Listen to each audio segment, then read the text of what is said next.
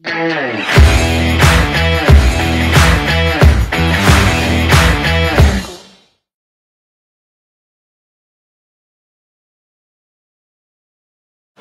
Welcome to Jerry talks. నేను మీ వీరశంకర్ని. ఈరోజు మన ముందు ఉన్నారు ప్రముఖ joint replacement surgeon doctor Satish garu. విశాఖపట్నానికే తలమానికమైన కిమ్స్ ఐకాన్ సూపర్ స్పెషాలిటీ హాస్పిటల్కి ఆయన ఎండీగా ఉన్నారు. ఆయన ఇంచుమించు 1,00,000 సర్జరీలు చేసి రికార్డు సాధించారు. ఆయన డాక్టర్గానే కాకుండా ఒక పెయింటర్గా, మ్యూజిక్ కంపోజర్గా, లిరిక్ రైటర్గా, స్టోరీ రైటర్గా అందరికీ సుపరిచితం. వైద్య వృత్తిలో ఆయన సుదీర్ఘ ప్రయాణాన్ని ఆయన్ని అడిగి తెలుసుకుందాం. నమస్తే డాక్టర్ సతీష్ గారు. నమస్కారం అండి వీరశంకర్ గారు. నమస్తే. చాలా హ్యాపీగా ఉంది ఈరోజు మళ్ళీ మనం అంతా వచ్చి మాట్లాడటం అండి. అసలు ఈ మెడికల్ ఫీల్డ్కి మీరు ఎలా వచ్చారు? మీ కుటుంబంలో ఎవరైనా ఇంతకుముందు డాక్టర్స్ ఉన్నారా, లేకపోతే మిమ్మల్ని ఎవరైనా ఇన్స్పైర్ చేస్తే ఈ వైద్య వృత్తిని ఎన్నుకున్నారా? అన్ని విషయాలని మా ప్రేక్షకులకు తెలియజేయండి. నా కుటుంబ నేపథ్యం తీసుకుంటే నేను బేసిక్గా ఒక రైతు కుటుంబంలో పుట్టినవాడిని నేను కూడాను. అందుకే రైతులతో అంత కనెక్ట్ అయి ఉన్నాను ఇంకా ఇప్పుడు. సో నా నేపథ్యం తీసుకుంటే మాది బేసిక్గా విశాఖపట్నం జిల్లా, అనకాపల్లి. ప్రజెంట్ ఇప్పుడున్న అనకాపల్లి జిల్లాగా సెపరేట్ అయింది. ఇప్పుడు ఈ మధ్య ఆ దగ్గరలో మునోపాక అనే మండలం ఉంది. ఆ మండలంలో వాడ్రాపల్లి అని ఒక గ్రామం ఉంది. ఓకే. ఆ గ్రామ నేపథ్యం నుంచి నేను బయటకు వచ్చాను. చాలా గ్రాస్ రూట్స్ నుంచి బయటకు వచ్చారు. గ్రాస్ రూట్స్ నుంచి వచ్చానండి నేను. సో మా ఫాదర్ మా తాతయ్య గారు ఆయన ఒక school headmaster. Education family background ఉంది. Education background. వాళ్ళ ఫాదర్ కూడా బ్రిటిష్ టైంలో చదువుకున్నారు, ప్లస్ ఇంపోర్ట్ ఎక్స్పోర్ట్ బిజినెస్ చేస్తూ ఉండేవారు. ఇది మా ఫాదర్ తాతగారు కూడా, ముత్తాత గారు అంటే ఆయన పేరు సన్యాసి నాయుడు. ఆయన కూడా ఆ రోజుల నుంచే కొద్దిగా వెల్దీ ఫ్యామిలీ కింద ఎంటర్ప్రెన్యూర్షిప్ ఉంది, వెల్దీ ఫ్యామిలీ. బట్ మా తాతగారు ఏంటంటే చదువుకున్నారు బాగా. ఆ రోజుల్లో ఆయన చదివించారు. ఆ బ్రిటిష్ తాలూకు ఇన్ఫ్లుయెన్స్ దాని నుంచి మా తాతగారు చదువుకోవటం జరిగి ఆయన ఒక స్కూల్ టీచర్. ఆ రోజుల్లో టీచర్ అంటే చాలా రెస్పెక్ట్ ఉండేది విలేజెస్. రెస్పెక్ట్ ఉన్న ఫీల్డ్ అనుకున్నారు. సో అదే టైంలో ఆయన ఏం చేశారంటే ఆయన కొడుకుని అంటే మా ఫాదర్ని ఆ రోజుల్లో మా ఊర్లో ఎవరో చదువుకోలేని పరిస్థితుల్లో ఆయన కొడుకుని ఒక గ్రాడ్యుయేట్, పోస్ట్ గ్రాడ్యుయేట్ గా చదివించారు ఆయన, because he is a teacher. Okay. So ఆ రకంగా తీసుకుంటే తర్వాత మళ్ళీ నన్ను మా ఫాదర్ చదివించారు. అంటే ఇప్పుడు మా విలేజ్ బ్యాక్గ్రౌండ్ తీసుకుంటే మా విలేజ్ లో ఫస్ట్ ఎడ్యుకేటెడ్ అయ్యి ఎంప్లాయీ మా తాతగారు. ఓకే, స్కూల్ టీచర్ ఆ ప్రాంతానికి. అలాగే మా ఊరు నుంచి ఫస్ట్ గ్రాడ్యుయేట్ మా ఫాదర్. ఓకే. అలాగే మా ఊరు నుంచి ఫస్ట్ డాక్టర్ నేను. Very good. చాలా రికార్డ్స్ ఉన్నాయి. సో రికార్డ్ ఎన్ని. ఓకే. లక్ష్మి ఉన్న చోట సరస్వతి ఉండదు, సరస్వతి ఉన్న చోట లక్ష్మి ఉండదు. అది మా అదృష్టం. మీది ఒక జమీందారీ ఫ్యామిలీ అని విన్నాను. సరదా తాతల ముత్తాతల నుంచి వచ్చిన ఆస్తిని ఖర్చు పెట్టి జలసలు చేస్తూ ఉంటారు చాలా మంది. మీరేది ప్రత్యేకంగా ఉంది? ఈ ఎడ్యుకేషన్ మీద ఎలా ఫోకస్ చేశారు? మేబీ నా అదృష్టం అయి ఉండొచ్చండి. దానికి ఇంకొక కారణం మా తాతగారు స్కూల్ టీచర్ అవడం కూడా అయి ఉండొచ్చు. సో వాళ్ళు ఏంటంటే మీరు అన్నట్టు లక్ష్మీ సరస్వతి రెండు ఒక చోట ఉండవు అనేది నానుడి. బట్ నా విషయంలో నా అదృష్టం వల్ల రెండు కలిసి వచ్చాయి నాకు. అది ఆయన మీరు ఇందాక అడిగిన క్వశ్చన్కి ఆన్సర్ కూడా అదేనండి. నేను ఈ వైద్య వృత్తిలోకి రావటానికి కారణం, లేదా నేను ఎంబీబీఎస్ చదవటానికి కారణం కూడా మెయిన్ ఇన్స్పిరేషన్ ఆయనే. ఎవరు? తాతయ్య గారు. ఆయన చిన్నప్పటి నుంచి ఒకటే మాట అంటూ ఉండేవారు, రే నువ్వు డాక్టర్ అవ్వాలి, ఈ ప్రాంతానికి సర్వీస్ చేయాలి, అందరికి ఫ్రీగా ఇంజక్షన్ పడవాలి, ఈ టైప్ లో ఊరికే జోక్ చేస్తూ ఆ మాట అంటూ ఉండేవారు. ఆ రోజుల్లోనే నాతో ఏమైనా లెటర్స్ గట్రా రాయిస్తే పేరు రాయించి కిందనే ఎంబీబీఎస్ అని రాయించేవారు. సెకండ్ థర్డ్ స్టాండర్డ్స్ లో కింద అట్లా రాయిస్తూ ఉండేవారు అనమాట. ఆయనకి అంత సరదా. స్కూల్ టీచర్ ఆయనకి అంత సరదా. తెలియకుండా ప్రతి మూమెంట్ మిమ్మల్ని మోటివేట్ చేస్తూ వచ్చారు. మేబీ మా ఫాదర్ ని చదివిద్దాం అనుకుని ఉండొచ్చు ఆయన. But due to some reasons ఆయన మా ఫాదర్ ని డాక్టర్ చేయలేకపోయారు. మా ఫాదర్ కూడా అంటూ ఉండేవారు నాతో, నేను అవ్వలేకపోయాను రా డాక్టర్ని, కనీసం నువ్వైనా అయ్యవుతా సంతోషం అంటూ ఉండేవారు ఆయన. సో ఆ రకంగా ఆయన కోరికండి అది. సో ఆయన మోటివేషన్ వల్ల మీకు ఇంట్రెస్ట్ వచ్చిందా, లేకపోతే స్వతహాగా మీకే ఇంట్రెస్ట్ వచ్చిందా? మేబీ అది ఒక రీజన్ అయి ఉండొచ్చు అండి. ఆయన మోటివేషన్ అంటే డాక్టర్ చేయాలి ఉండొచ్చు. యాక్చువల్ చెప్పాలంటే నేను మ్యాథ్స్ లో Gemini. I used to score 100/100. అదే మ్యాథ్స్ లో స్కోర్ చేస్తే మెడికల్ ఎంట్రన్స్ లో ఫిజిక్స్ లో బాగా స్కోర్ చేస్తారని చెప్తారు. సో ఆ రకంగా నేను మేబీ నన్ను వదిలేస్తే ఇంజనీరింగ్ వైపు వెళ్ళి ఉండేవాడిని. ఇంకా గట్టిగా మాట్లాడాలంటే నన్ను వదిలేస్తే పూర్తిగా ఈ చదువు వైపు కాకుండా ఫైన్ ఆర్ట్స్ వైపు వెళ్ళిపోయి ఉండేవాడినేమో నా నేచర్కి. ఎందుకంటే చిన్నప్పటి నుంచి మీరు అన్నట్టు నాకు అన్ని రకాల ఇన్స్పిరేషన్స్ ఉన్నాయి. అంటే మ్యూజిక్ లో ఉంది, పెయింటింగ్ లో ఉంది, రైటింగ్ లో ఉంది. ఈ టైప్ ఆఫ్ ఇంక్లినేషన్ ఉండడం వల్ల పూర్తిగా వదిలిపెడితే అట్లా వెళ్ళి ఉండేవాడినేమో మేబీ. సో మీ ఫోకస్ అనేది టోటల్ తాతయ్య గారి మోటివేషనే. కానీ మా ఫాదర్ నన్ను దగ్గరుండి తాతయ్య గారి అంబిషన్ ఫుల్ఫిల్ చేయడానికి మీ ఫాదర్ కూడా మిమ్మల్ని ఎంకరేజ్ చేశారు. ప్లేడ్ ఏ మేజర్ రోల్ అండి నా చదువులో చిన్నప్పటి నుంచి. అంటే ఎంతవరకు అంటే నేను మెడిసిన్ సెకండ్ ఇయర్ ఫస్ట్ ఇయర్కి వచ్చే వరకు కూడా మా దగ్గర వెనకాతల బ్యాకింగ్ ఉందని కానీ మాకు డబ్బులు ఉన్నాయన్న సంగతి కూడా నాకు తెలియకుండా పెంచారు. లో ప్రొఫైల్లో పెంచారు నన్ను. బేసిక్ గా అదొక రీజన్ అయి ఉండొచ్చు నేను ఈ టైప్ లో తయారవటానికి. సో నాన్నగారు గ్రాడ్యుయేషన్ పోస్ట్ గ్రాడ్యుయేషన్ చేసిన తర్వాత జాబ్ ఏమైనా చేశారా? హైదరాబాద్ అండి నాన్నగారు. Job Hyderabad medical and health department లోని జాబ్ కి నేను పుట్టే టైంకే నాన్నగారు హైదరాబాద్ లో సెటిల్ అయిపోవడం జరిగింది. ఆ రకంగా నా బేసిక్ ఎడ్యుకేషన్ అంతా హైదరాబాద్ లోనే స్కూలింగ్ అంతా చేశాను. ఆ రకంగా జరిగిపోయిన తర్వాత ఇక్కడికి ఆ టైంకి ఏమైందంటే 78 టైంకి తాతగారు చనిపోయారండి, మా ఫాదర్. సో అప్పటికి ఇంకా మీరు మెడిసిన్ లోకి రాలేదు? నేను రాలేదు అప్పటికి, ఇంకా నేను ఇంకా స్కూల్లోనే ఉన్నారు. ఎప్పుడైతే ఆయన చనిపోయారో ఆ టైంలో మా father is forced to come to Visakhapatnam. అంటే ఆయన మొత్తం 20 years ఆఫ్ సర్వీస్ వదిలేసుకొని వైజాగ్ కి యాజ్ మళ్ళీ ఫ్రెషర్ గా వచ్చి ఇక్కడ జాయిన్ అవ్వాల్సి వచ్చింది. సేమ్ డిపార్ట్మెంట్ లో అప్పుడు ఏదో 6 point ఫార్ములా ఏదో వచ్చింది, దానిలో నీకు ట్రాన్స్ఫర్ చేసుకొని వచ్చారంటే ఇక్కడ ప్రాపర్టీస్ అన్నింటినీ చూసుకోవటానికి అని చెప్పి ఆయన ఇక్కడ రావాల్సి వచ్చింది. సో ఎప్పుడైతే ఆయన ఇక్కడికి వచ్చారో ఇంకా ఆయనతో పాటు నేను ఇక్కడికి వచ్చాను. వచ్చి మెడిసిన్ ఎంట్రన్స్. సో అప్పటికి ఇంటర్మీడియట్ అయిందంటే మీకు? ఇంటర్మీడియట్ అక్కడ అయిన తర్వాత ఇంటర్మీడియట్ కూడా డైరెక్ట్ గా వైజాగ్ రాకుండా మా ఫాదర్ కి ముందు రాజమండ్రిలో ఒక 6 నెలలు చేయాల్సి వచ్చింది రీజనల్ డైరెక్టర్. అప్పుడు మళ్ళీ నేను రాజమండ్రి వచ్చి వీటీ కాలేజ్ నుంచి అంతవరకు అక్కడ ఇంగ్లీష్ మీడియం లో చదివిన ఇక్కడ వీటీ కాలేజ్ లో తెలుగు మీడియం లో జాయిన్ అయ్యి ఊరికి 6 నెలలు ఎగ్జామ్స్ రాయడం కోసం ఏదో కాలేజ్ చూపించాలి కదా అని చెప్పి ఆ కాలేజ్ ద్వారా ఎగ్జామ్ కి వెళ్ళి. సో అప్పట్లో మెడికల్ ఎంట్రన్స్ కి కోచింగ్ ఉండేది అండి, కానీ ఇప్పుడు అంత దారుణమైన కోచింగ్ కావాలి. రవి కాలేజ్ అని ఒకటి ఉండేది గుంటూరులో. దానికి ఒక 1 month తర్వాత పంపాన వెంకటేశ్వర గారిని అనకాపల్లిలో ఒక కోచింగ్ సెంటర్ ఉండేది. దానిలో ఒకటి చాలా ఫేమస్. ఆయన చాలా ఫేమస్ అండి. అంటే ఎంత ఫేమస్ అంటే ఆయన దగ్గర మేము 70 మందిని కోచింగ్ తీసుకుంటే 35 మందికి సీట్లు వచ్చాయండి. 36 మంది, మోర్ దాన్ 50% అండి. 36 మందికి వచ్చాయి 70 మందిలో. అది వెంకటేశ్వర గారి నేపథ్యం.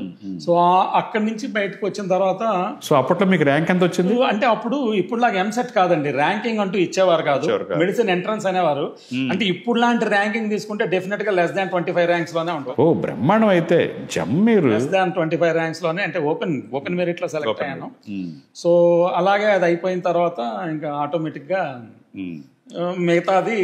సో అంత మంచి ర్యాంక్ రావటం వల్ల మన ఆంధ్ర యూనివర్సిటీలోనే సీట్ వచ్చి ఉంటుంది. ఆంధ్ర యూనివర్సిటీలోనే ఆంధ్ర మెడికల్ కాలేజ్లో ఎంబీబీఎస్ చేరానండి. సో మీకు మెడికల్ సీట్ రావడంతో తాతయ్య గారి అంబిషన్ ఫుల్ఫిల్ అయిపోయింది.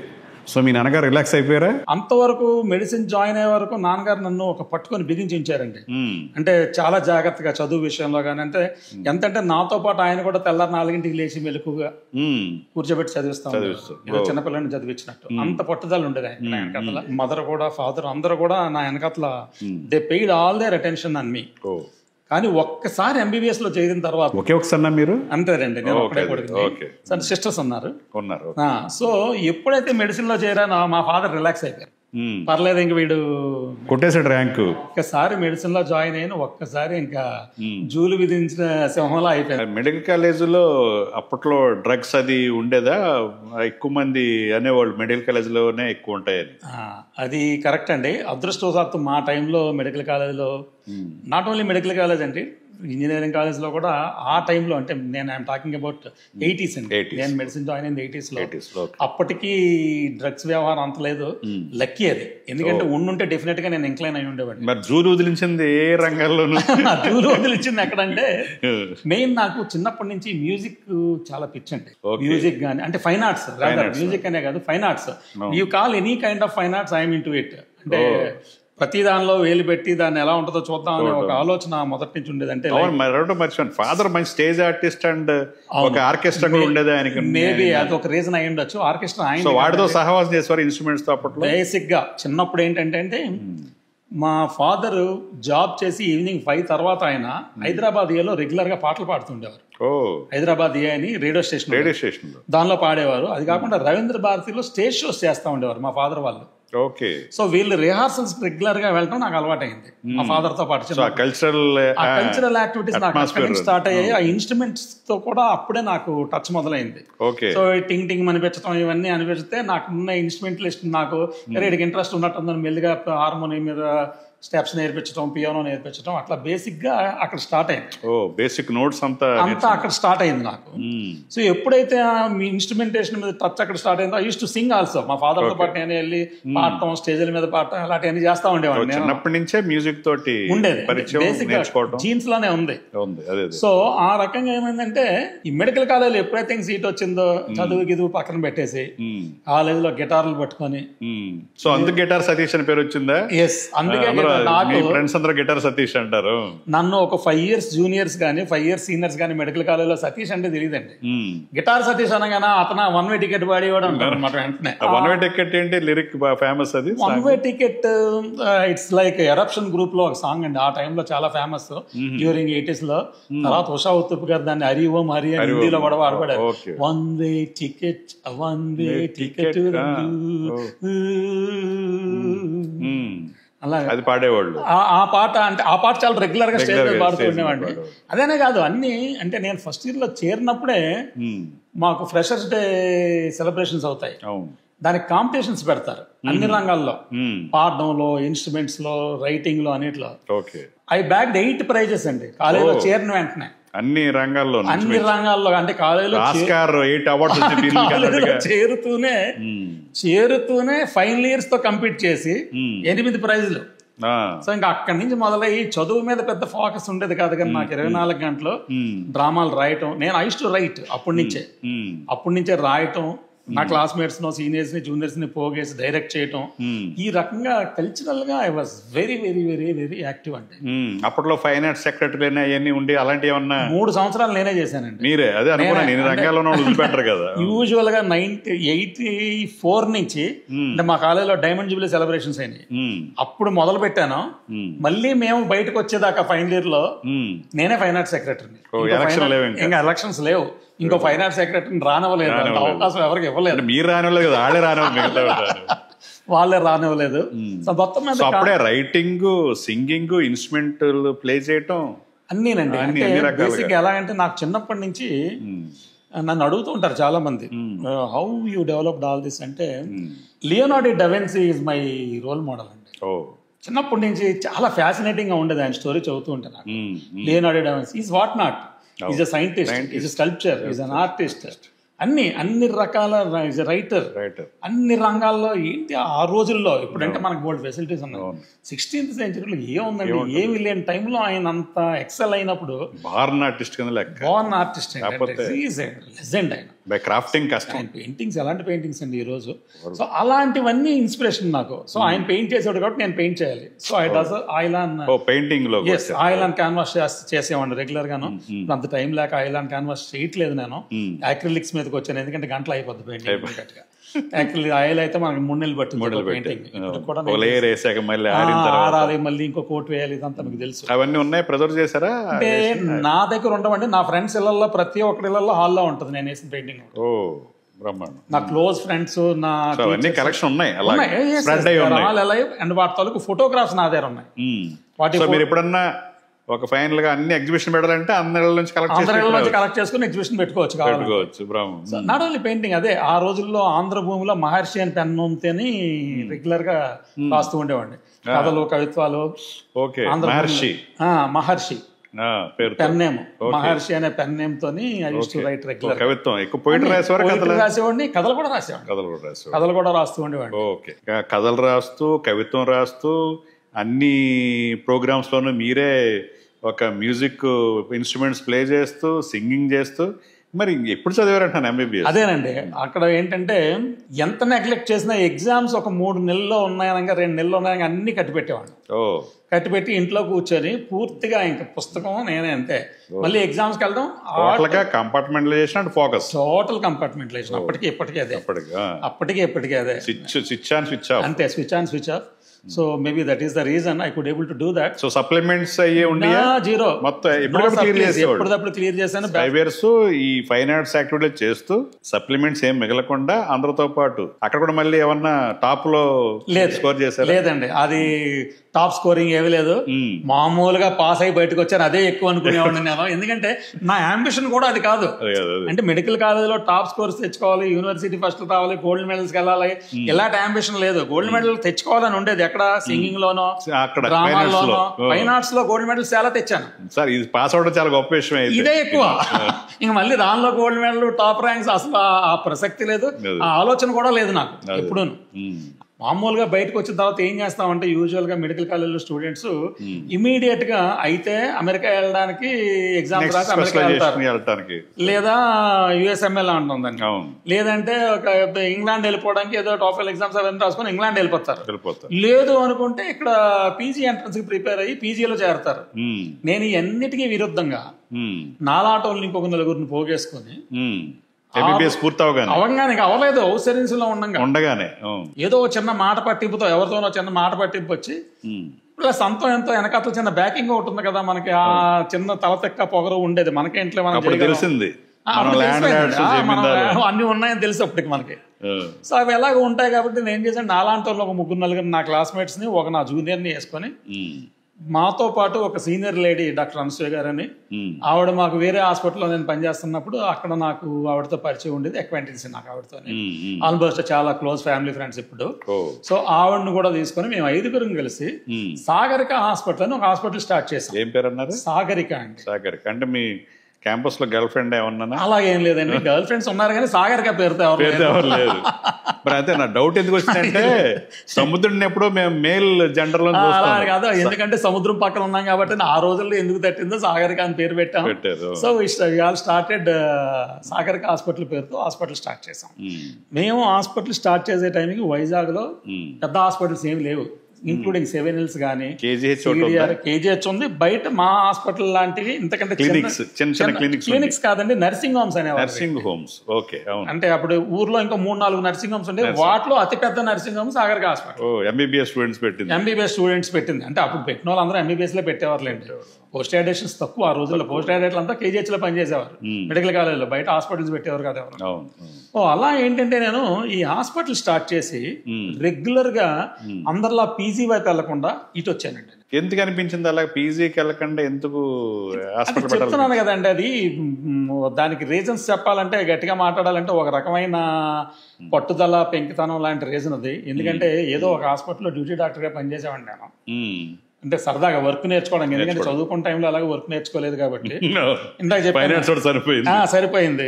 సో ఈ డాక్టర్ చెప్పాను కదండి, ఆమె పనిచేస్తున్న హాస్పిటల్లో నేను అక్కడికి వెళ్ళాను. అక్కడ నాకు మేనేజ్మెంట్ తో మాట వచ్చింది ఏదో. వచ్చి ఒరిజినల్ గా ఆ ఏజ్ 22 years అండి. సో వెనకాల బ్యాకింగ్ ఉంది, ఏముంటుంది, చిన్న పొగర్ కాంపనెంట్ ఒకటి ఉంటుంది కదా బొర్రలో, ఇలాంటి హాస్పిటల్ 10 పెడతాను అని చెప్పి నా నోరు జారాను. అక్కడ 10 పెడతానని ఒకటైనా పెట్టకపోతే పరుగు పోద్ది కదా అని చెప్పి అన్న ఒక నెల తిరగకుండా వీళ్ళందరినీ పోగేసి ఆ రోజుల్లో 10 నుంచి 12 లక్షలు ఖర్చు పెట్టి, పెద్ద అమౌంట్ కదా ఆ రోజుల్లో, పెద్ద అమౌంట్. 1989 అండి, February 19th I opened that hospital. Still I remember. నీకు ఎంవి కృష్ణారావు గారని కమిషనర్ ఆఫ్ పోలీస్ ఉండేవారు, ఆయన ఇనాగరేట్ చేసాడు అది ఆ రోజుల్లో. సో బాగా క్లోజ్ గా ఉండేవారు ఆయన. సో అలాగా హాస్పిటల్ స్టార్ట్ చేసాం. హాస్పిటల్ స్టార్ట్ చేసి బ్రహ్మాండంగా నడిచిందండి, ఎందుకంటే ఇప్పుడు కాంపిటీషన్ లేదు. ఇదే ఊర్లో పెద్ద హాస్పిటల్. ఈ 89, 90s లో నికరంగా ఖర్చులన్నీ పోగా నెలకి 25,000 నుంచి 30,000 మిగిల్చేవాళ్ళం అంటే. 25,000-30,000 అంటే దాని అర్థం ఏంటంటే, ఆ రోజుల్లో ద్వారకా నగర్ లో ఒక 1000 గజాల స్థలం 5 లక్షలకు వచ్చేదండి. అంటే నాది ఒక సంవత్సరం ఇన్కంతో నేను 1000 గజాల స్థలం కొనగలిగినంత ఇన్కమ్ వచ్చేది నాకు. సో కానీ మీరు అడగండి వచ్చింది ఎన్ని స్థలాలు కొన్నారని, అదే అడగబోతున్నారు, నెక్స్ట్ అడుగుతారని తెలుసు నాకు. 25-30 వచ్చేది కదండి, దానికి ఇంకో 5,000 మా చేతి దేశం ఖర్చు పెట్టేవాళ్ళం. ఏం చేసేవారు, ఎలా ఖర్చు పెట్టేవాళ్ళు? కుర్రోళ్ళు అందరం కుర్రోళ్ళం కదా. అవును, మీ హాస్పిటల్ పైన చిన్న రూమ్, మంచి రిక్రియేషన్ రూమ్ ఉండేది. అదే చెప్తున్నాను ఉండేదంట కదా. సో మంచి రిక్రియేషన్ రూమ్ ఉండేదండి మాకు అక్కడ హాస్పిటల్. అక్కడే ఖర్చు అయిపోయింది మొత్తం అంతా. 302 అని ఒక రూమ్ ఉండేదండి మా హాస్పిటల్లో. ఆల్ సేమ్ ఏజ్ గ్రూప్ అండి. మేము అందరం 22 సంవత్సరాల వయసు. నేను ఎన్వి రమణ్ అని నా క్లాస్మేట్, జగన్నాథ్ అని ఒకడు, దుర్గా ప్రసాద్ అని, ఇలాగా విజయ్, మేమందరం సేమ్ ఏజ్ గ్రూప్ అండి. 22, ఎవరికి 23 కూడా రాలా. కొంతమంది ఇంకా హౌస్ సర్వీస్ పూర్తి అవ్వలేదు ఎంబీబీఎస్ అయ్యి. ఆ వయసులో పెట్టిన హాస్పిటల్లో మీరు నెలకు 30,000 చూస్తామంటే ఏంటండి, ఒక గెజిటెడ్ ఆఫీసర్ జీతం 4,000 అండి. ఆ రోజుల్లో 4-5,000 ఉండేది. అలాంటిది మాకు నెలకి డాక్టర్కి వచ్చేది కాదు. కేజీహెచ్ లో డాక్టర్కి 3,000 అంత జీతం ఉండేది, మాకు 30,000 వచ్చేది నెలకి. సో దీనికి ఒక 5,000 వేసి ఎంత జలసాగా ఖర్చు పెట్టేవాళ్ళంటే మా ఇష్టం. ఎందుకంటే అప్పుడప్పుడే మీకు కొత్తగా ఈ వీసీఆర్లు, వీసీపీలు రావడం, ఇంకా అన్ని రకాల ఎంటర్టైన్మెంట్ ఆ 302లో ఈస్ట్ అంటే ఇట్స్ లైక్ రిక్రియేషన్ సెంటర్ లా ఉండేది మాకు. అంటే కష్టపడడం అలా పడేవాళ్ళం. నలుగురిని ఉదయం లేచిన దగ్గర నుంచి రాత్రి 11, 10:30, 11 దాకా గొడ్డులా కష్టపడేవాళ్ళం. థియేటర్లోకి వెళ్ళేవాళ్ళం, సర్జరీకి అసిస్ట్ చేసేవాళ్ళం, పేషెంట్ చూసేవాళ్ళం. సాయంత్రం స్ట్రెస్ ఏజ్ కూడా అదే కదా, రిక్రియేషన్ ఏజ్ అది. సాయంత్రం అవగానే రిక్రియేషన్. ఎంతవరకు అంటే మా దగ్గరికి ఎవరైతే కన్సల్టెంట్స్ వస్తారో, అంటే స్పెషలిస్ట్ డాక్టర్స్, వాళ్ళు కూడా వాళ్ళ క్లినిక్లు అన్ని చూసుకొని మాతో పాటు వచ్చి కూర్చొని సరదాగా ఎంజాయ్ చేస్తాం. అంటే ఆ రోజుల్లో అప్పుడప్పుడే కొత్తగా ఇక్కడికి స్కాచ్ గట్రా ఇంట్రొడ్యూస్ అయింది వైజాగ్. కానీ కొనడం కష్టం, ఎందుకంటే జాలార్పేట నుంచి ఇంపోర్ట్ అయిన స్కాచ్ అనమాట. అది కొంచెం కాస్ట్ ఎక్కువ ఉండేది, బయట దొరికేది కాదు. అయినా సరే మన దగ్గర డబ్బు ఉండేది కదా, తెప్పించేవాళ్ళం. తెప్పించి we used to have almost regular party. So ఈ క్రమంలోనే మీ రిక్రియేషన్ క్లబ్ లో అన్ని ఎంజాయ్మెంట్లు జరుగుతున్న టైంలోనే మీ సీనియర్ డాక్టర్ స్పెషల్ అక్కడికి వచ్చి మీ మీద తాగి మిమ్మల్ని తిట్టిన సందర్భం ఉందంట. అది ఎందుకు జరిగింది అలా? ఏం తిట్టాడైనా? ఆ పాయింట్ వస్తానండి. అంటే ఇవన్నీ లైఫ్ లో కొన్ని టర్నింగ్ పాయింట్స్ అండి. టర్నింగ్ పాయింట్స్ ఇందాక చెప్పా కదా, మేనేజ్మెంట్ తవ్వు అవడం వల్ల హాస్పిటల్ పెట్టారు పీజీ వైపు వెళ్లకుండా. అలాగే రెగ్యులర్ ఈ రిక్రియేషన్ రూమ్ లో మాతో పాటు వచ్చి మాతో పాటు ఎంజాయ్ చేస్తూ, ఏదో సినిమాలో ఉంటది సేమ్ అదే స్టైల్లో డాక్టర్ ఈశ్వర్ బాబు అని, ఆయన ఆర్థోపెడిక్ సర్జన్ అండి. ఇప్పుడు ఆయన గల్ఫ్ లో ఉంటున్నాడు. ఆయన ఈశ్వర్ అంటే almost is like my big brother to me, elder brother లాంటివాడు నాకు. తను ఒకరోజు ఇలా ఈ పార్టీ అయిన తర్వాత పార్టీలో ఉండగా ఈ రిక్రియేషన్ టైంలోనే, ఏంట్రా మీరు సాధించింది, గొప్పగా ఫీల్ అయ్యి గొప్పలు చెప్పుకుంటున్నారు మీరు అందరూ కలిసి, మేమందరనే గొప్పలు చెప్పుకుంటున్నారు, ఏంట్రా మీరు వీకిందే ఉందరా, ఏంట్రా మీరు సాధించారు ఇక్కడ, నెలకు 25,000 30,000 సంపాదిస్తే పెద్ద ఎక్కువ అనుకుంటున్నారా అది మీరు, ఎన్నాళ్ళు ఉంటుందిరా మీకు ఇది, మీకంటే ఎవడన్నా పెద్ద హాస్పిటల్ పెడితే అడిగి పోతే తర్వాత మీరు ఎందుకు పనికి రాకుండా డ్యూటీ డాక్టర్లుగా మిగులుతారు, చదవండిరా, చదివి పీజీ సీట్ తెచ్చుకోండి, ఎందుకు పనికిరాని ఈ సింపుల్ పీజీ సీట్ తెచ్చుకోండి చాలు, అంటే లోయెస్ట్ మార్కులతో లోయెస్ట్ పీజీ చేరండి, ఐ విల్ అప్రిషియేట్ మిమ్మల్ని, మీరు వీళ్ళు మగోళ్ళు అని ఒప్పుకుంటాను నేను. అంతేగాని ఏదో సాయంత్రం అవగానే స్కాచ్ బాటిల్ ఓపెన్ చేసి రిక్రియేషన్ చేస్తే పెద్ద గొప్ప కాదు నాకు. మీ మందే తాగి మిమ్మల్ని కనువిప్పు కలిగిందా? తిట్లు కనువిప్పు కాదండి, ముందు రోజు వరకు ఉన్న రిక్రియేషన్ రూమ్ మర్నాడు నుంచి లైబ్రరీ అయిపోయింది. ఓ, చాలా డ్రాస్టిక్ చేంజ్ స్పాట్ లో. రియలైజేషన్ అందరికి ఒకేసారి రియలైజ్ అయ్యాం అందరూ. అప్పటికే మేము కూడా అనుభవిస్తాం. లైక్ మైండెడ్ ఉన్నారు అందరూ లైక్ మైండెడ్ కాబట్టి పని చేయగలిగాం. అంటే హాస్పిటల్ పెట్టడానికి తగ్గించాము, అలాగే ఖర్చు పెట్టడానికి తగ్గించాము. ఇప్పుడు మార్పు కూడా అలాగే. ఇంకోటి ఏంటి మార్పు రావడానికి ఇంకో రీజన్, ఈ వర్క్ చేస్తున్న క్రమంలో హాస్పిటల్లో మేము ఉదయం లేచిన దగ్గర సాయంత్రం వరకు ఆల్మోస్ట్ మాది గొడ్డు చాకరీ అయిపోతుంది. రోజు ఉదయం నుంచి సాయంత్రం వరకు డ్రెస్సింగ్లు చేయటం, అవి చేయటం, కేజీలు రాయటం, సర్జరీకి అసిస్ట్ చేయడం చేస్తూ ఉంటే అంతా చేస్తే నెలకు 30,000 మిగిలేదు. కానీ కన్సల్టెంట్ ఒకడు వచ్చి ఏమీ లేకుండా జస్ట్ ఇలాగా దండ కట్టుకొని రౌండ్స్ వేసేసి ఆయన ఏమీ కాకుండా 10,000 పట్టుకెళ్ళిపోతా ఉండేవాడు. ఈయన ఎప్పుడైతే తిట్టాడో ఎస్ ఈజ్ రైట్ అని చెప్పి ఈ సేమ్ రిక్రియేషన్ రూమ్ ని కన్వర్టెడ్ ఇంటూ లైబ్రరీ. చాలా ప్రౌడ్ గా చెప్తానండి, అందరమే ఎవరైతే ఎంత రిక్రియేషన్ తో ఎంజాయ్ చేసామో అందరమే ఫస్ట్ అటెంప్ట్ లో బెస్ట్ పీజీ సీట్స్ లో మళ్ళీ పీజీలో చేరారు. నెక్స్ట్ ఎంట్రన్స్ లో మామూలు మోటివేషన్, ఆయన మోటివేషన్, మా తాలూకు ఇన్బార్న్ గా ఉన్న పట్టుదల మొత్తం మీద అన్నిటి వల్ల ఏంటంటే మళ్ళీ సేమ్ లాస్ట్ టైం లాగే ఈసారి స్టేట్ లో 21st ర్యాంక్ అండి నాది. ఈజీ ఎంట్రన్స్ లో స్టేట్ లో ఫస్ట్ ర్యాంక్, 21st ర్యాంక్, మళ్ళీ మన రీజియన్ లో 2nd ర్యాంక్. సో నాకు ఏది కావాలంటే అది, నేను ఎక్కడ కావాలంటే అక్కడ. ఏ సీట్ ఆ టైంలో ఇక్కడ. సో ఆర్తో ఎన్నుకోవడానికి కారణం ఎలా స్పెషల్? ఆర్థో ఆయన తిట్టాడనే అలా అని కాదు, ఆ రోజుల్లో #1 బ్రాంచ్ ఆర్థోపెడిక్స్ అండి. ఎముకల డాక్టర్ అనేవాళ్ళు. నా టైంలో పీజీ ఎంట్రన్స్ రాస్తే ప్రతి స్టూడెంట్ కి డ్రీమ్ ఏంటంటే #1 వచ్చినోడు ఆర్థోపెడిక్స్ తీసుకోవాలి, అది రూల్. బట్ నా ఉద్దేశం జనరల్ సర్జరీ చేసి కార్డియోథొరాసిక్ సర్జరీకి వెళ్దాం అనుకున్నాను, హార్ట్ సర్జరీకి. దానికి వేరే రీజన్స్ ఉన్నాయి నాకు. ఫ్యామిలీ బ్యాక్గ్రౌండ్ లో మా ఫాదర్ ఇన్ లాకి హార్ట్ సర్జరీ జరిగింది, నా వైఫ్ ఫాదర్ కి, నిజామ్స్ లో. అప్పుడు సంభవ్ I got inspired with a cardiac surgeon. So అప్పుడు నా బుర్రలో కార్డియాక్ సర్జన్ అవ్వాలనుకున్నా. కానీ ఎప్పుడైతే తీరా ఈ ఎంట్రన్స్ లో సెకండ్ ర్యాంక్ వచ్చి, ఈ ఎంట్రన్స్ లో ఏమవుతుందంటే మనకి కౌన్సిలింగ్ ఉంటుందండి. మన ర్యాంక్ ప్రకారంగా అక్కడ లోకల్ గా ప్రిన్సిపల్ వీళ్ళందరూ కూర్చొని ఉంటారు, వాళ్ళు మనల్ని అడుగుతారు అంటే ఏది అవైలబుల్ గా ఉంది, ఏమి తీసుకోవచ్చు మనకు చెప్తారు, పబ్లిక్ గా అనౌన్స్ చేస్తారు, బయట కూడా అందరూ వింటుండగా. ఇవి ఉన్నాయి, నీకేం కావాలని అడిగితే మనం ఓపెన్ గా మనం అందరి ముందు ఒప్పుకోవాలి, నాకు ఇది కావాలని చెప్పి తీసుకోవాలి. వాళ్ళు సజెస్ట్ చేయడానికి లేదు, అవైలబిలిటీ చెప్తారు. కానీ ఇట్స్ సో హ్యాపెండ్, ఈ మనం హాస్పిటల్ రన్ చేసే టైంలో మా హాస్పిటల్ కి రెగ్యులర్ గా వస్తున్న కన్సల్టెంట్ తాలూకు వైఫ్ అక్కడ ప్రిన్సిపల్ మేడం. సో ఆ రకంగా నాకు వాళ్ళతో చాలా క్లోజ్ అక్వైంటెన్సీ ఉంది ఆ టైంకే.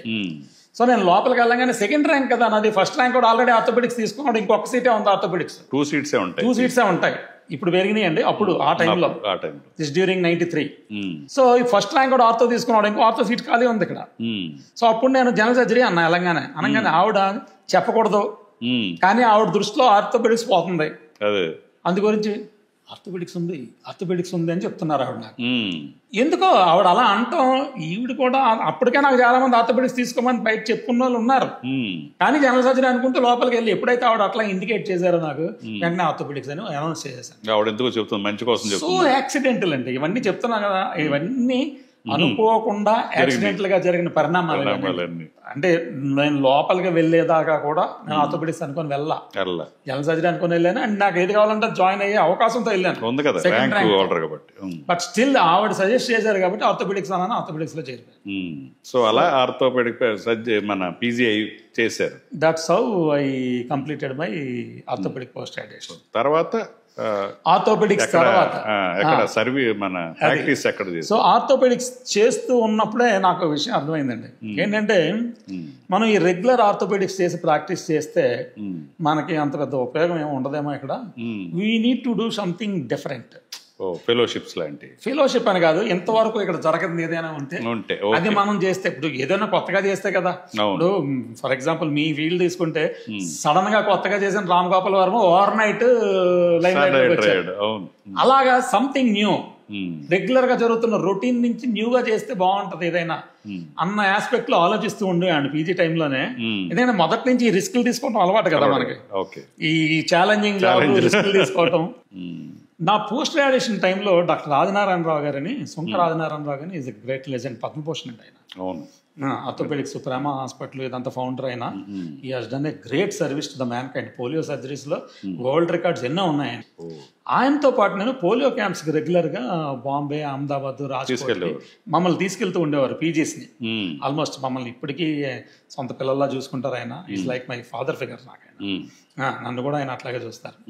ఆయనతో పాటు రెగ్యులర్ గా వెళ్తున్న సందర్భంలోని బాంబేలో అక్కడ ఉన్న ఆర్థోపెడిక్ సర్జన్స్ తో, అహ్మదాబాద్ లో అక్కడ ఉన్న ఆర్థోపెడిక్ సర్జన్స్ తో ఇంటరాక్ట్ అవుతున్నప్పుడు నాకు ఒక విషయం కొత్తగా తెలిసింది. ఏంటంటే ఇంటర్లాక్ నెయిలింగ్ అని ఒక కొత్త టెక్నిక్ అప్పుడప్పుడే ఇండియాలోకి వస్తుంది ఫారిన్ నుంచి.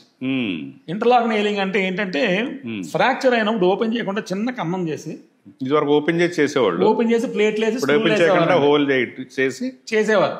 కానీ ఈ సిస్టమ్ లో ఏంటంటే అస్సలు ఓపెన్ చేయకుండా చిన్న కన్నం చేసి దానిలోంచి ఒక గైడ్ వైర్ ని పాస్ చేసి దాని మీద నుంచి ఒక నెయిల్ ని పాస్ చేసి సర్జరీ కంప్లీట్ చేస్తాం. దానికి సియామ్ అని ఒకటి ఉంటుంది, అంటే కంటిన్యూస్ ఎక్స్రే సిస్టమ్ అని ఒకటి. అంటే మీకు మనం చేస్తున్నప్పుడు అక్కడ స్క్రీన్ లో కనిపిస్తుంది మీ వీడియో మానిటర్ లాగా. అది కాకపోతే రేడియేషన్ ఎక్కువ ఉంటుంది కాబట్టి జాగ్రత్త చేయాలి అది. సో ఆ సిస్టమ్ అప్పుడప్పుడే ఇండియాకి వస్తుంది బయట నుంచి. అది బాంబే వరకు వచ్చింది అప్పటి వరకు, మిగతా చోటకి ఇంకా స్ప్రెడ్ అవ్వాలి.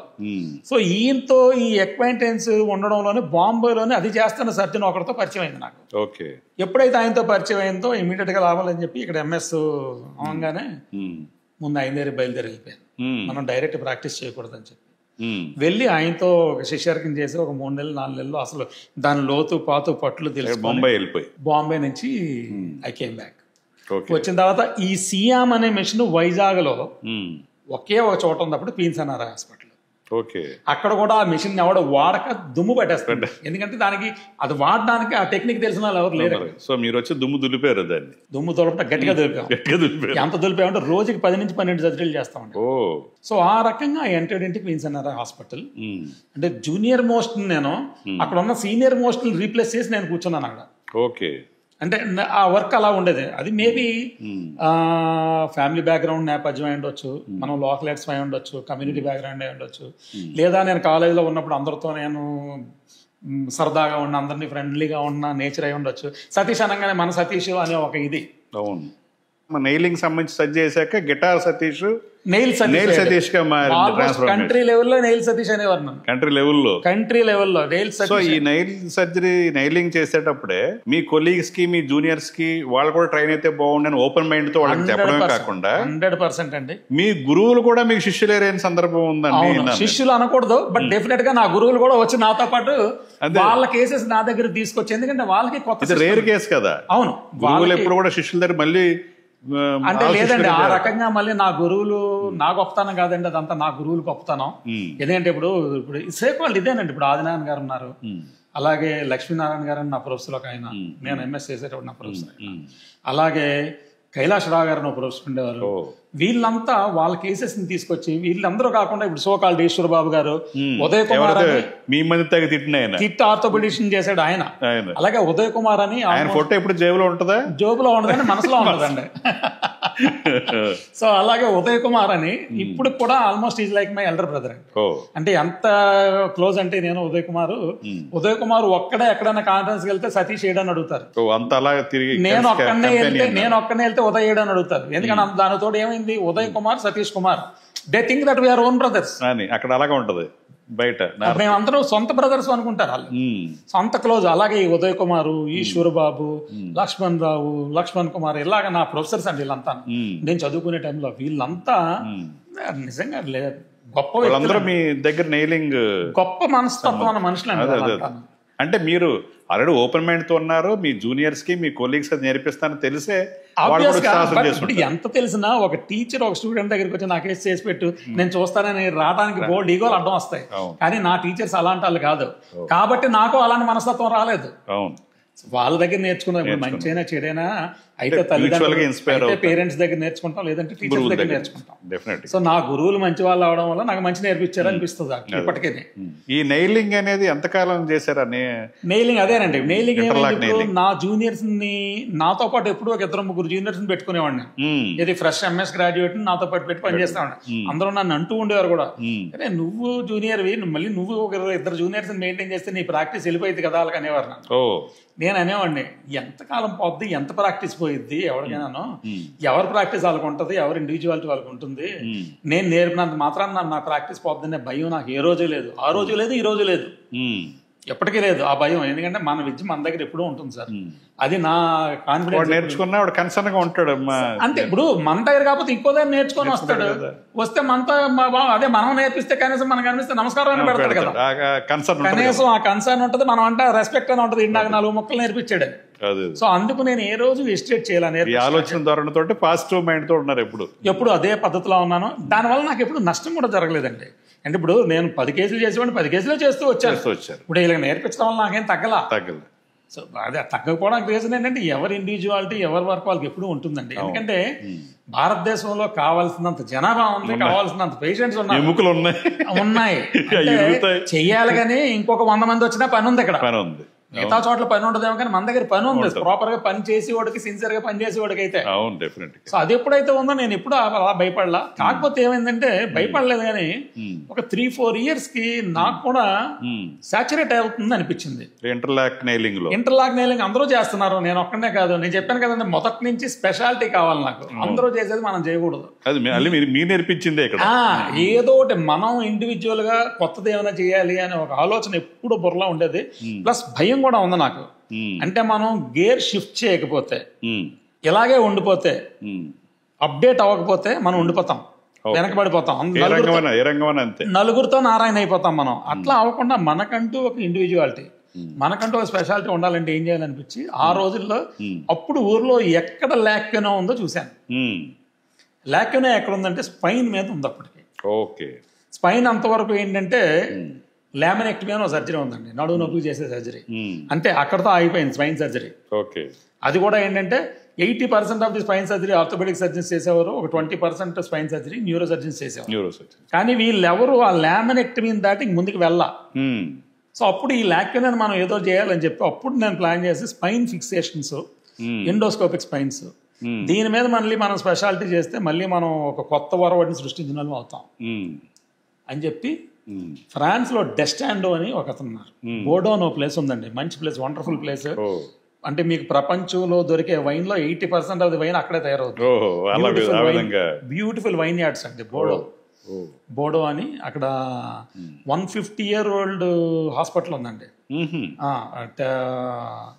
బెగటిల్లి అని. ఆ హాస్పిటల్లో స్పైన్ సర్జరీకి డెస్టాండో అనే సర్జన్ దగ్గరికి ఫెలోషిప్కి వెళ్ళాను ఫ్రాన్స్ లో వెళ్ళి ఆయన దగ్గర ఈ endoscopic spine surgery, spine fixations ఇదంతా ట్రైన్ వెనక్కి వచ్చి ఐ స్టార్టెడ్ ఫిక్సింగ్ స్పైన్స్. మళ్ళీ ఇక్కడ అంటే స్పైన్ ఫిక్సేషన్ వైజాగ్ లో మళ్ళీ వి స్టార్టెడ్. స్టెఫీ ప్లేటింగ్ అని ఉండేది, అది మొదలుపెట్టి ఇదంతా క్వీన్స్ అండ్ నారా బ్యాక్గ్రౌండ్ లో చేసే వాళ్ళం. కేర్ హాస్పిటల్ తర్వాత వచ్చిందండి, ఇంకొక 2 years తర్వాత కేర్ వచ్చింది. దానిలో కూడా మళ్ళీ నేనే చీఫ్ కన్సల్టెంట్ గా చేరడం జరిగింది. సో ఎప్పుడైతే స్పైన్ సర్జరీ మొదలుపెట్టిన తర్వాత ఏమైందంటే ఇంకా స్పైన్ కూడా మళ్ళీ సేమ్ అందరినీ రెండు స్పైన్ చేద్దాం అని చెప్పి, సో దాని మీద కూడా ఒక 2 years అయ్యేసరికి నాకు అనిపించింది యాక్చువల్గా మనం ఆర్థోపెడిక్ సర్జన్స్ స్పైన్ మీద ఎందుకంత ఫోకస్ చేస్తున్నాం, దీని బదులు ఆర్థోపెడిక్స్ లో ఏదైనా ఒక మంచి స్పెషాలిటీని తీసుకొని దాని మీద మనం షిఫ్ట్ అయితే ఇంకా బాగుంటుందేమో అని ఒక ఆలోచనతో ఉన్న టైంలో నా లైఫ్ లో ఇంకొక టర్నింగ్ పాయింట్ ఏంటంటే కోయంబత్తూరులోని ఒక కాన్ఫరెన్స్కి అటెండ్ అయ్యాను. కాన్ఫరెన్స్ కాదండి, it's kind of work shop లాంటిది. అది జాయింట్ రీప్లేస్మెంట్స్ మీద work shop. I think that is in 2003 or 2004 టైంలో నేను స్పైన్ మొదలు పెట్టిన కొన్నాళ్ళకి ఆ టైంలోని. సో ఎప్పుడైతే అక్కడికి వెళ్ళానో అక్కడ నా లైఫ్కి కంప్లీట్ టర్నింగ్ పాయింట్. అంటే ఈ రోజు నేను కంటిన్యూ చేస్తున్న వర్క్కి పునాది అక్కడ పడింది. ఆ వర్క్ షాప్ లో కాదండి, వర్క్ షాప్ లో పడలా, చాలా యాక్సిడెంట్ గా అక్కడ నేను ఒక మహానుభావుని కలిశాను. ఎవరైనా అందరూ గురువారెడ్డి అంటారండి ఆయన్ని, నేను గురువారెడ్డి అంటానండి నేను, ఎందుకంటే ఈజ్ మై గురు. అందరూ గురువు అంటే మీరు గురువు నాకు గురువు కాబట్టి నేను, అందరూ గురువారెడ్డి అంటారు. నాకు గురువారెడ్డి గారు కలిశారండి. మీకు గురువారెడ్డి గారి గురించి తెలియదే ఉంది, చాలా ఫ్రెండ్లీ, చాలా ఓపెన్. సో ఇలాగ నేను వాళ్ళకి చాలా మందికి తెలుసు కదా మీకు, మా భాస్కర గారికి కో బ్రదర్ కూడా కదా. సో ఆ టైంలో గురువారెడ్డి గారు ఎప్పుడైతే పరిచయం, నాకు పరిచయం లేదు ఆయనతో, ఇంకొక ఫ్రెండ్ రాజమండ్రిలో అరవిందన్ డాక్టర్ అని ఉంటాడు, ఆయన ఫ్రెండ్స్, ఆయన నన్ను తీసుకెళ్లి సతీష్ వైజాగ్ చాలా యాక్టివ్ సర్జన్, నెయిల్ సతీష్ అంటారు ఇతను అని చెప్పి నా గురించి అతను విన్నాను. నేను సతీష్ గురించి నెయిల్ సతీష్ అంటారు, నాకు ఆ యోగేశ్వర్ నెయిల్ తోటి చెప్పాడు, 2-3 వర్క్షాప్లు కూడా చేసేటట్టు కదా ఈ మధ్య అని చెప్పి 2-3 పేర్లు చెప్పా. ఏంటి అబ్బా చాలా బాగా చేస్తావట విన్నానంటే, అదంతా తర్వాత సంగతి, మీతో చిన్న బేరం పెట్టుకుందామని వచ్చానని చెప్పి. ఆయన తెలుసు కదా చాలా, ఏంటబ్బా చెప్పు ఏం చెప్పు చాలా జోవియల్గా. అప్పటికి ఈజ్ వర్కింగ్ విత్ అపోలో అండి, అప్పుడు కిమ్స్ లేదు, అపోలో ఉన్నాడు ఆయన. సో ఆయనతో నేను మాటల సందర్భంలో, ఏం లేదు గురువా, అన్నీ చేస్తున్నాను నేను, రీప్లేస్మెంట్ వర్క్ నాకు చాలా ఎక్కువ ఉంటుంది నా దగ్గర, ఎందుకంటే వైజాగ్లో రీప్లేస్మెంట్ చేసేవారు ఎవరు లేరు, మీరు వచ్చి నాకు చేసి పెడతాను అంటే వారానికి ఒక 5-6 కేసులు పూలప్ చేసి ఉంచుతా, మీరు ఏదో టైంలో రండి, వచ్చి 5-6 కేసులు చేసేసి వెళ్ళిపోండి, పోస్ట్ ఆపరేటివ్ గా మళ్ళీ నేను చూసుకుంటాను. క్వీన్స్ ఎన్ఆర్ఐ హాస్పిటల్ అనేది అప్పుడు మీరు క్లినిక్ పెట్టున్నారు. అప్పటికి నేను క్లినిక్ లేకుండా 3 సంవత్సరాలు ప్రాక్టీస్ చేశానండి. ఎందుకు క్లినిక్ లేకుండా రోజు 10 సర్జరీలు చేసేవాడు కదా, ఎందుకులే క్లినిక్ మనకు అంత అవసరమే ఉంది అనుకుని క్లినిక్ స్టార్ట్ అయిందా. అంటే నెయిల్స్ అంతా చేస్తున్న టైంలోనే క్లినిక్ స్టార్ట్ అయింది. సో ఆ స్టేజ్ లోని గురువారెడ్డితో ఆయన పాపం ఎవరు పిలిస్తే వాళ్ళ దగ్గరికి వెళ్ళి నేర్పించాడండి, స్టేట్ అంతా నాకు తెలుసు. సో ఆయన ఏంటంటే నేను ఇంకా అక్కడి నుంచి ఇది స్టార్ట్ అయిందండి. So first joint replacement surgery మళ్ళీ వైజాగ్ లో, నెయిల్స్ అయిపోయి, స్పైన్ అయిపోయింది, జాయింట్ రీప్లేస్మెంట్ షిఫ్టింగ్ గేర్స్ అన్నమాట, ఒకదారి మీద ఒకటి. సో ప్యారల్ గా మీరు మన ఇంటర్లాక్ నెయిలింగ్ చేస్తా ఉన్నా. ట్రామా తప్పదండి, ఎందుకంటే ట్రామా రోజుకి 10 నుంచి 15 సర్జరీలు చేసేవాడి. 10 to 15 surgeries a day. Highest record early stage లో highest record is 19 surgeries in single day చేసాము. ఒక్క రోజులో మార్నింగ్ 8 నుంచి రాత్రి 2 దాకా రెగ్యులర్ గా వర్క్ చేసేవాడిని. సో అలా షిఫ్ట్ అవుతూ వచ్చారు. కాకపోతే గేర్ షిఫ్ట్ అవుతూ వచ్చాను, ఒకదాని తర్వాత ఒకటి. ఇప్పుడు మనం జాయింట్ రీప్లేస్మెంట్ వచ్చేసాం, జాయింట్ రీప్లేస్మెంట్స్ లో ఉన్నాం. సో ఇలాగేంటంటే గురువారెడ్డి గారు నా దగ్గరికి ఒక 10 విజిట్స్ 15 విజిట్లలో ఒక 50 సర్జరీలు దగ్గర చేశారు రీప్లేస్మెంట్స్. నాకు కూడా ఆయనకు అసిస్ట్ చేయడంతో కాన్ఫిడెన్స్ రావడం మొదలైంది. ఓకే. సో అదే స్టేజ్ లో ఏమైందంటే హైదరాబాద్ లోని గురువారెడ్డి గారు కిమ్స్ హాస్పిటల్, అదే మన భాస్కర్ గారు గురువారెడ్డి గారు వీళ్ళంతా కలిసి మన డెక్కన్ హోటల్ తీసుకొని కిమ్స్ హాస్పిటల్ కింద దాన్ని కన్వర్ట్ చేయడం ఇది మొదలైంది. ఎప్పుడైతే మొదలైందో he knows my trauma work here. Guruvareddy గారు ఇక్కడికి వచ్చినప్పుడు ఒక పక్క రీప్లేస్మెంట్ లో అవుతూనే పక్కోటిలోకి వెళ్ళి నేను 2 నెయిల్స్ కొట్టేసి వచ్చేస్తా ఉండేవాడు. ఆయన ముందే 10 నిమిషాల్లో నెయిల్ కొట్టాడు. ఆయన అలా ఆశ్చర్యంగా చూస్తూ ఉండేవాడు, ఇంటర్ ఎలా కొట్టేస్తున్నాడు ఇంత ఈజీగా అని. ఎందుకంటే అది నాకు రోజు వెనతో పెట్టిన విద్య, అలవాటుగా చేసేవాడు, చాలా ఈజీగా. ఎందుకంటే అప్పటికి నేను 1000s లో చేస్తున్నాను నెయిల్స్. నేను ఫస్ట్ 6 months లో వాస్ట్ ఎక్స్పీరియన్స్ 276 నెయిల్స్ చేసిన కాన్ఫరెన్స్ లో పేపర్ ప్రింట్ చేశారు 6 నెలల్లో. ఎందుకంటే నా ఒకరే కాదు కదా, నావి, నా టీచర్స్వి, నా కొలీగ్స్వి, నా జూనియర్ అన్ని నేనే చేస్తూ ఉండేవాడిని.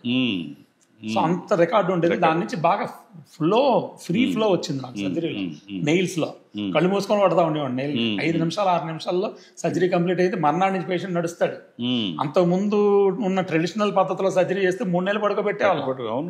అలాంటిది మర్నాడు నుంచి నడిపించేవాళ్ళం. ఇదైనా ఏ ఫ్రాక్చర్ అయినా సరే బాడీలో ఏది ఇరిగిపోయినా నెయిల్ తో ఫిక్స్ చేసి నేను ఓపెన్ చేయకుండా. అందుకు ఆ పేరు శాస్త్రంగా. సో ఆ స్టేజ్ లో గురువారెడ్డి గారు ఏంటంటే కిమ్స్ లో ఎప్పుడైనా కాంప్లికేటెడ్ కేసు ఉన్నా, ఏదైనా విఐపి సర్జరీ ఉన్నా నన్ను ఎక్కడి నుంచి అక్కడ పిలుస్తుంటారు. సో బార్టర్ సిస్టమ్ అయింది అలాగా. ఆయన ఇక్కడ జాయింట్ రీప్లేస్మెంట్ కి నేను అక్కడికి నెయిల్స్ అంటే ఇంపార్టెంట్ నెయిల్స్, కాంప్లికేటెడ్ నెయిల్స్ ఉన్నప్పుడు నేను అక్కడ విజిటింగ్ కన్సల్టెంట్ గా వెళ్ళి కిమ్స్ లో సర్జరీ చేస్తాను. సో దాంతో నాకు గురువారెడ్డి ఒక రకమైన మేబీ ఆ ఫస్ట్ టైం నేను కిమ్స్ లో అడుగు పెట్టింది మంచి ముహూర్తాన్ని పెట్టుంటాను. తర్వాత నా జీవితం అంతా కిమ్స్ తో ముడిపడిపోయింది. సో ఆ రకంగా ఏమైందంటే గురువారెడ్డి గారు ఎప్పుడైతే నన్ను అక్కడ పిలిచి చేయించేవారో నాకు ఆయనకి క్లోజ్నెస్ డెవలప్ అయింది. సో ఇలాగా ఒక 10-15 కేసులు ఆయన పక్కన ఉండగా చేయటం మొదలుపెట్టాను. మొదలుపెట్టిన తర్వాత ఇంకా ఆ 10-15 అయిన తర్వాత మళ్ళీ ఎప్పుడో ఫైన్ మార్నింగ్ ఆయనకి కాల్ చేసి, గురవ 3 కేసులు ఉన్నాయి రండి అంటే బండ బుద్ధులు తిట్టాడు పట్టుకొని. సో మందు కొట్టొకళ్ళు మందు కొట్టుకున్న జీవితంలో బుద్ధిగానో లేదా నీకు మళ్ళీ నేను రావటం ఎందుకు, బ్రహ్మాండంగా చేస్తున్నావు నువ్వు చేసే అట్లేదు, నీకేం ప్రాబ్లం రాదు, నీకు ఆ ఎక్విప్మెంట్ ఉంది, నీకు you can continue. Commercial mind లేదు అసలు లేదు ఆయనకి. అది ఉంటే నేనే వచ్చేయాలి కదా అంటాడు, అలాగేం లేదు ఆయనకి. సో ఆయన ఆ రకంగా నన్ను ఎంకరేజ్ చేశారు, నువ్వు చేయన్నారు. అఫ్ కోర్స్ దాని తర్వాత మళ్ళీ ఈ గైడెడ్ మీ మళ్ళీ ఫర్దర్ గా నేను బ్రష్ అప్ అవడానికి ఈ మేడ్ అరేంజ్మెంట్స్ ఆల్సో. మళ్ళీ నా ఫెలోషిప్ ప్రోగ్రామ్స్ కి జర్మనీకి వెళ్ళి ఫెలోషిప్ చేశాను రీప్లేస్మెంట్స్ లో. సో తీరని దాహం లాగా ఎప్పుడు నేర్చుకుంటూనే ఉన్నారు. 2018 దాకా నేను నేర్చుకున్నానండి. 2018 లో కూడా నేను లాస్ట్ అప్డేట్కి వెళ్ళాను జర్మనీకి. వదలలేదు. ఇప్పుడు కూడా మళ్ళీ అవకాశం వస్తే వెళ్తాను. ఎందుకంటే నెవర్ ఎండింగ్ అండి, never ending. Science is never ending. So ఆ రకంగా ఏంటంటే ఎప్పుడైతే మళ్ళీ తర్వాత ఫెలోషిప్స్ అక్కడ నుంచి మళ్ళీ ఫ్రాన్స్కి వెళ్ళాను, జర్మనీకి వెళ్ళాను, ఇటలీకి వెళ్ళాను. ఫైనల్ గా యుఎస్ లో డేవిడ్ ఫిషర్ అని ఇండియానా పోలీస్ లో ఇండియానా ఆర్థోపెడిక్ హాస్పిటల్ మంచి ఫేమస్ హాస్పిటల్ ఉంది. ఈ డేవిడ్ ఫిషర్ అనే ఆయన joint replacement, knee joint replacements లో ఎట్యూన్ అని ఒక జాయింట్ ఉందండి, దాని డిజైనర్ ఆయన. ఆ జాయింట్ కి డిజైనర్. యాక్చువల్ గా ఆయన జాయింట్ డిజైన్ చేస్తున్న టైంలో ఆ టీమ్ లో నేను ఉన్నాను ఆయనతో. So I was there with him, I worked with him. అది దాని ట్రయల్స్ అన్నిట్లో నేను పార్టిసిపేట్ చేశాను. ఆ రకంగా ఫైనల్ గా నేను జాయింట్స్ లో మళ్ళీ ఆయన దగ్గర ట్రైన్ అయ్యి ఆయన దగ్గర నుంచి వెనక్కి వచ్చిన తర్వాత ఫుల్ ప్లెడ్జ్డ్ జాయింట్ రీప్లేస్మెంట్ లో ఇంకా వెళ్ళిపోయాక. ఇంకా అప్పుడు ఏంటంటే మీకు ఒక పక్క ఎన్ఆర్ఐ హాస్పిటల్, ఒక పక్క కేర్ హాస్పిటల్స్ లో డ్రామా చేస్తూ ఉండేవాడిని. బట్ జాయింట్స్ మాత్రం ఇంకా అలా రోజుకి కేర్ ఎక్కడ పెట్టారు, కేర్ వైజాగ్ లో పెట్టారు. దాని తర్వాత కేర్ యూనిట్ 2 అని చెప్పి నాకు ఒక న్యూరో సర్జరీకి కలిపి యూనిట్ 2 అని చెప్పి ఓన్లీ ఆర్థో న్యూరో కోసం అని వేరే కేర్ హాస్పిటల్ ఒకటి స్టార్ట్ చేశారు. సో దానిలో రన్ చేసాం కొన్నాళ్ళు.